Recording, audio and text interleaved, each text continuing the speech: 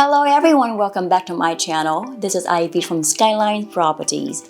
In today's ultra competitive housing market, buyers need to be strategic in order to get the house they want.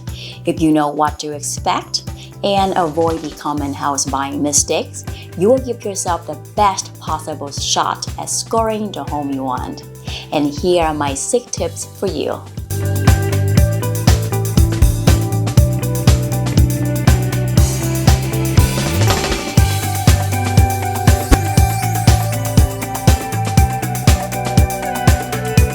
Imagine going to rodeo drive with your boyfriend, girlfriend, loved one. Give them your credit card and say, go buy whatever you want and put it on this card. You have no idea what they will buy. You don't know whether you can afford it or not. Would you ever put yourself in that situation? Going shopping for a home without getting pre-approved is similar to that. The guessing game is never a good idea. The pre-approval process involves application to a lender who will verify your income, credit, access. Only after that process, a lender can approve your home loan and tell you exactly your price range for the house you shop for. So this should be your first step.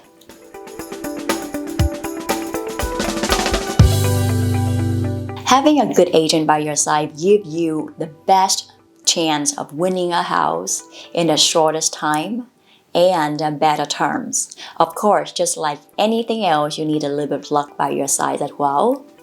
But in general, unless you are a repeated client, you know the agent really well, and he or she give you a rebate of that commission to reflect that long-term partnership or relationship. Otherwise, you get what you pay for. In this market, it is extremely hard to represent buyers. Often in this market, it takes an agent months to help a buyer get a house.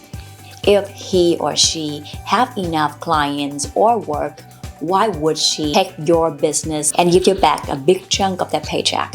The journey of shopping and fighting for a house in this market is almost like a battle. Would you rather enter the battle with an experienced and skilled agent, or you rather a new, inexperienced one? I guess the answer is yours to find out. But this definitely is not something you should cut corner, or it may end up cost you a lot of money and time in the end.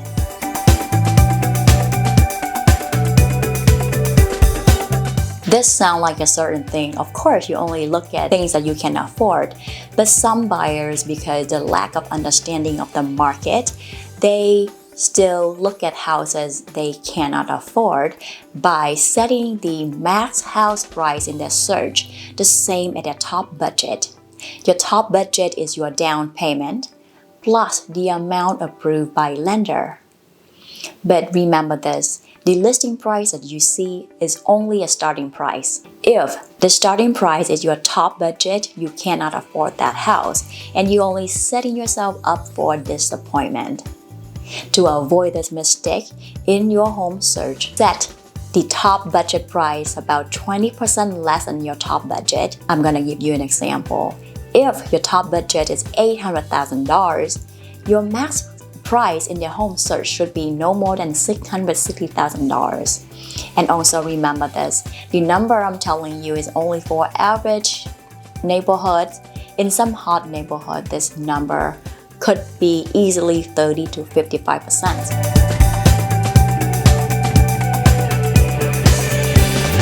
Flexibility is a quality that I strongly recommend buyers to have in this market. You need to be flexible with your wish list. I understand that house purchase is one of the biggest investment of your life. But you have to understand this. The number of buyers out there are way more than the number of houses available for sale. Inventory is very low. So you will need to overlook some of the features, criteria on your wish list in order to get a house in this market. The flexibility also applies for your time and schedule. You will need to be ready to go see the house. You have to be flexible with your time.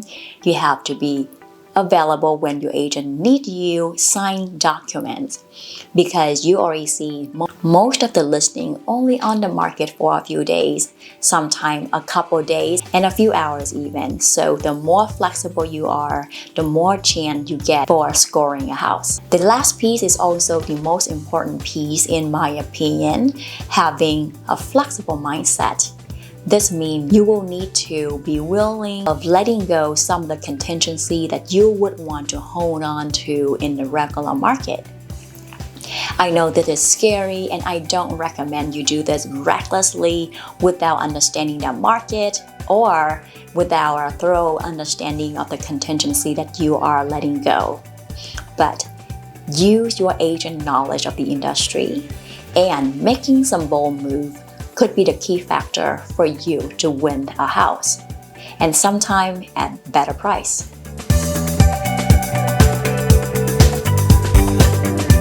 Once you sign a purchase agreement, you put the house under contract, and you are approved for a loan, you will go through the last final steps of underwriting.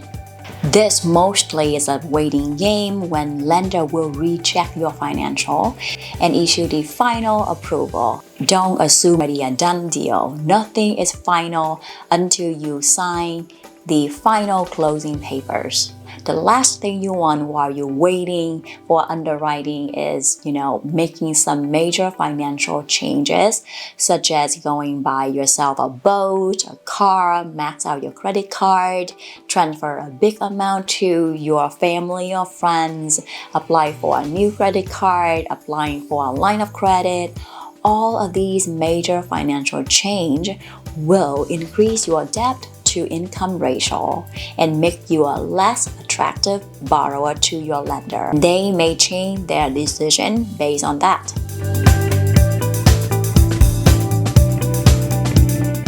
Demonstrating consistent employment is essential when applying and getting approved for a mortgage loan. To most lenders, you will need to work a full 2 years before you can qualify. And many lenders will call your employer every 7 to 10 days to verify your employment status.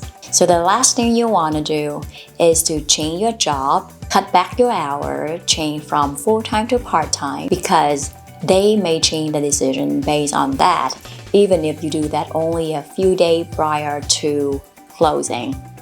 I hope my video was helpful to you and your home buying journey. If you have any question about the home buying process, feel free to reach out. My name is Ivy, and I'll see you next time. Goodbye.